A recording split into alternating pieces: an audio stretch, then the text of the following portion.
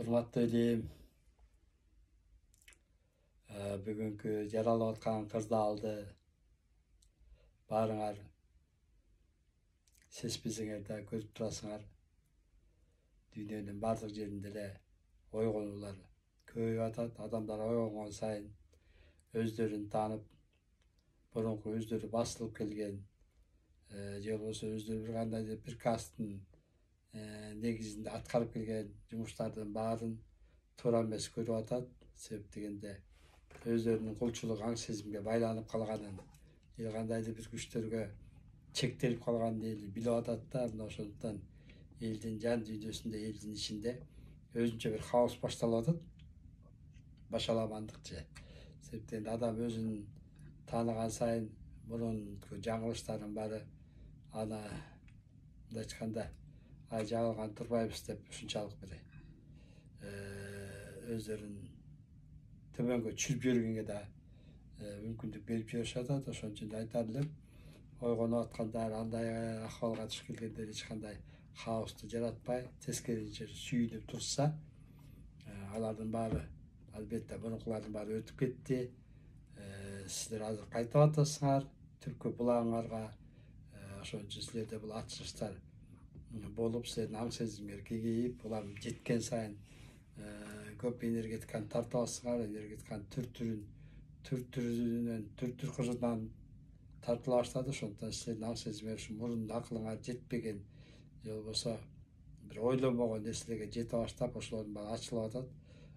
Айтып кеттик го, ушул жакында мурунку жашоолоруңардын баары көз алдыңарга келип, мурунку жашоолоруңдагы болуп өткөнү кубулуштарга кез келесиңер, ата тегиңер менен учурашасыңар, тиги дүйнөдөгү биздин көзгө көрүнбөгөн цивилизацияларга учурашып баштайсыңар.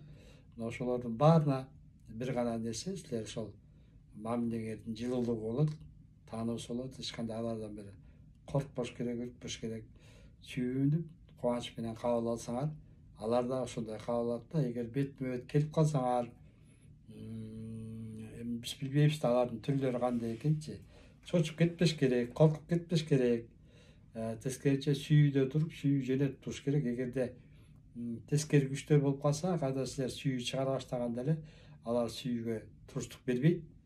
Алар кетип калат, силерге ак күчтөр калат да. Ушул айырмасын билип алсаңар, ачылып аткан учурда ар кандай болот экен, өзүңөр көрүп атасыңар. Кечээ 2-3 күндөн бери ошол видеого тартып жөнөтүп атабыз, ачылган адамдар кандай болот. Азырынча көпчүлүгү эле ошол ата теги келип атасын берип жол көрсөтүп кетип атат. Кээ бирлери болсо нур көрүп калып атат, жалаң эле нурларды көрүп калып атат. Кээ бирлери болсо бир кандайдыр табиятка кирип кетип атат.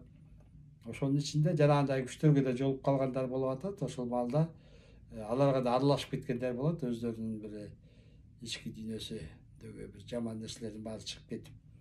Ошолордон сак болуп, ошол бир гана ошолдой учурга кабылганда, ошо сүйүү менен гана карасаңар, сүйүү менен гана мамиле кылсаңар, ошондо силер тиги күчтөргө учурдагы жем болбойсуздар.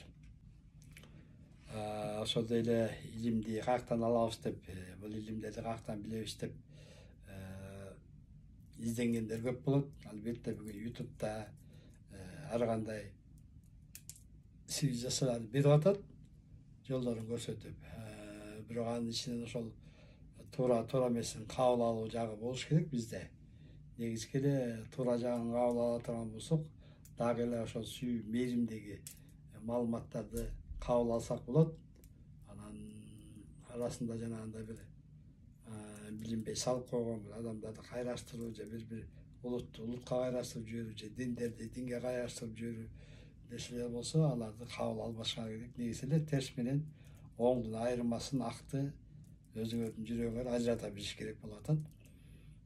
Ошондой эле азыр ошол Манас илимин берип атабыз. Ошо Манас илими өтө жогорку илимди болуп эсептелет. Себеп дегенде ошол Манастын илиминде ошол адамдын ким экени, адамдын ким болушу, жана ошол болор жерине жете турган үчүн адамдар кандай жетиш керек, кантип өзүн ойготуунун ичиндеги адамды кармап турган Кудай менен бир болуу жолу, ошол учур деп коет экен. Ошол учурда да болуу жолдорун айтып берип атабыз, жазып да жатабыз. Фейсбукка Манас Куту деген баракчага жазып атабыз. Ошол жака да көңүл буруп керектүү маалыматтарды алып, өзүңөргө сиңирип алсаңыздар болот. Анткени канчалык сиздер ошолорду сиңирген сайын, канчалык билген сайын сиздер эртең эле ошол энергия менен иштешкен турасыңар. Эртең эле ошол энергияга барып эмне экенин билген турасыңар. Ошон үчүн азыртан ошо кичине да болсо ошол түшүнүк сиздерде болсо, кийин ал түшүнүктү ала баштаганыңарда силерде бул өтө сиңирип кетүү же алып кетүү өтө оңой болот да. Ошо Манас илими Манас Кутуна жазылып берилип атат. Бакыт байке, биздин мурунку видеолор жөнүндө жыштык жөнүндө айтты элек да. Бирок дагы биздин бир көрүүчүлөр сурашып атат, жыштык деген эмне? 4-чү жыштык деген эмне деген суроолор болуп атат. Ошого дагы бир токтолуп кетпейсизби? Жыштык деген бул толкундар да. Мисалы сууну ысык көлдү айтсак, ал өзүнчө бир жыштык. Сиз ага скафандрга кийип туруп түбүнө түшүп, бир скафандрга киресиз да. Ошол көлдүн өзүн кармап турган жыштыгы да. Ошондой эле биздин абадагы жыштыктар азыркы учурда биз көрүп калган жыштык эмес, 3-чү измерениянын жыштыгы эмес, 4-чү измерениянын жыштыгы деп коет. Бул жыштык башкача нерсе, башка жыштык да. Ошон үчүн ар бир жыштыктын өзүнүн таасири, өзүнүн кызматы, өзүнүн жашоосу бар да. Мындай айтканда 4-чү жыштыкта жашоо башка, 3-чү жыштыкта жашоо башка. 5-теги такыр башка, 6-да андан башка, 7-деги андан башка дегендей булар ошол толкун жыштыктары кармап турган. Мисалы бүгүнкү күндө биздин денебиз баарыбыз кармалып турган бул 3-чү жыштыктагы термелүү жыштыгы деп коет. Ошол көзгө көрүнбөгөн ийри толкунда кармалып турабыз. Ошол ийри толкунду биздин жыштык катуу жыштык деп аталат. Катуу жыштык колубуз менен кармап көрөбүз, көзүбүз менен көрөбүз дегендей. Ал эми 4-чү жыштык, 5-чи жыштыктарга өтүп баратканда булар жукарып башка жыштыкка өтүп аткандыктан ал жерде ушул катуу денени акырын биз жоюлтуп жука жыштык, көрүнбөгөн жыштык, азыр биз көрө албаган жыштыкка өтүп баратабыз да. Анан дагы мындай деп айтышат да, азыркы күндө жогорку вибрацияда жүр, көңүлдүү жүр деп эле элдерге айтып атпайсызбы? Анан ушул жерден дагы суроо беришип атат. Жакын адамыңды жоготкон адам, например, ата энесин жоготкон адам, ушу бүгүнкү күндө азыр мынагы оорулардын негизинде көп адамдар өтүп кетип атпайбы? Ошол жакын адамын жоготкон адам кантип вибрациясын көтөрөт депчи? Албетте бул кыйын суроо.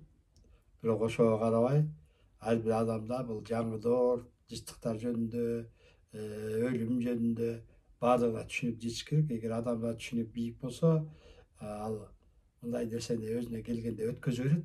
Мисалычы, болуп аткан иш мындай болот, ал билет, ал ошол адамдын өлбөстүгүн, кайра ошончо кубанып кетип атканын. Мисалы, жан кетти, чыкты дейли.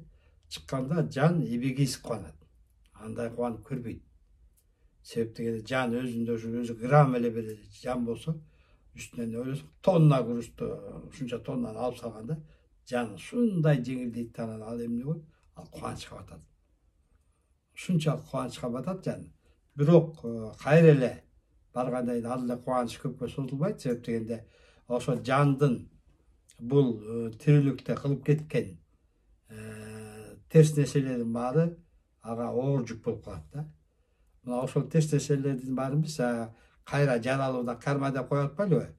Кайра ошону жаралашат да. Ошон үчүн адамдар ошол бул илимди толук билген болсо, адамдар андай учурда бир гана сүйүү мерим менен адамды узаткан аябай жакшы болот да.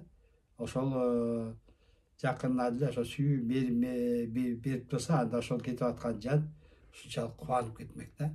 Биз аны ыйлап, кайра аны жанын чакырып кетип аткан жандычы тартып турабыз да. Ошон үчүн биз кыйнап коебуз да. Тескеринче болуп каласыз да бул жердечи. Өткөндө мен бир сөз уктум да, Бакыт байке. Адам жана өлгөндө жаназасын окуп атпайбы? Ошондо жан, анан жан аза. То есть адамдын жаны боштондукка чыгып атат деген нерсе да бул, азат. Ошон үчүн азаттыкка чыгып атат деп, ошон үчүн жаназа окулат деген сөздү уктум да. Öyle. Демек, биз жакын адамдарыбызды жоготкондо кайгырбастан тескерисинче жан азаттыкка чыгып атат деп кабыл алышыбыз керек экен, Çındığında ошол. Кубануу менен. Биз наң сезим кандай эмес. Чын адам төрөлгөндө ыйлап төрөлөт. Мисалчы, биз кубанып тозуп алабыз жердечи, төрөлгөндө. Өлгөндө адам кубанып кетет, биз ыйлап узатабыз. Тескерисинче болуп калганда булардын баары. Ошолордун баары албетте бул каныбызга сиңип калды, салтыбызга сиңип калды, баардыгына сиңип калды деп жашообузга сиңип калды. Чындыгына келгенде ушунчалык бир кандайдыр бир жакшы нерсе менен узатканыбыз жанды жакшы да. Шыр кетет, жан кармалбай кетет да. Мисалы көбүнчө мисалы кандай болсо да жан кетет, анан өзүн асынып калыптыр, анан кетпей калыптыр дешип атпайбы? Жок, андай эмес. Баары эле кетет да.